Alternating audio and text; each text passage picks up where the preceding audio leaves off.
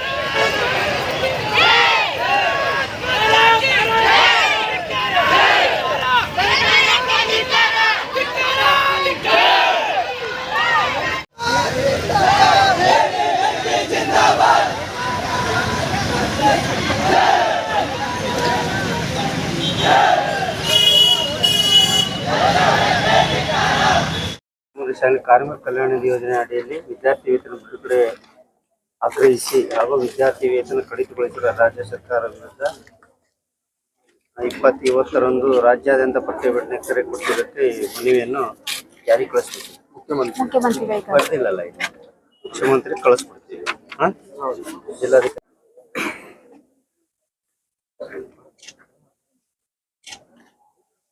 ಅಖಿಲ ಭಾರತೀಯ ವಿದ್ಯಾರ್ಥಿ ಪರಿಷತ್ತು ಇವತ್ತು ಒಂದು ಪ್ರತಿಭಟನೆಯನ್ನು ಮಾಡಿದೆ. ಇವತ್ತು ಬಡ ಕಾರ್ಮಿಕ ಮಕ್ಕಳಿಗೆ ಸರ್ಕಾರ ನೀಡಬೇಕಾಗಿರ್ತಕ್ಕಂಥ ವಿದ್ಯಾರ್ಥಿ ವೇತನ ನೀಡದೇ ಇರೋ ಕಾರಣಕ್ಕೋಸ್ಕರ ಇವತ್ತು ವಿಜಯಪುರ ನಗರದ ಗಾಂಧಿ ವೃತ್ತದಿಂದ ಜಿಲ್ಲಾಧಿಕಾರಿಗಳ ಕಚೇರಿ ಒಳಗೆ ನೂರಾರು ವಿದ್ಯಾರ್ಥಿಗಳು ಪ್ರತಿಭಟನಾ ರ್ಯಾಲಿಯನ್ನು ಮಾಡುವುದರ ಮೂಲಕ ಸರ್ಕಾರದ ವಿರುದ್ಧ ಘೋಷಣೆಗಳನ್ನ ಕೂಗ್ತಾ ಪ್ರತಿಭಟನೆಯನ್ನು ಮಾಡಿದರು. ಕೂಡಲೇ ಸರ್ಕಾರ ವಿದ್ಯಾರ್ಥಿ ವೇತನವನ್ನು ಬಿಡುಗಡೆ ಮಾಡಬೇಕು. ಏನು 60% ವಿದ್ಯಾರ್ಥಿ ವೇತನವನ್ನು ಕಡಿತ ಮಾಡಿದ್ದಾರೆ, ಅದನ್ನು ಪೂರ್ತಿ ನೀಡುವಂಥ ರೀತಿಯಲ್ಲಿ ಸರ್ಕಾರ ಗಂಭೀರವಾಗಿ ಪರಿಗಣಿಸಬೇಕು ಅಂತೇಳಿ ಆಗ್ರಹ ಮಾಡ್ತಾ ಇದ್ದೇವೆ.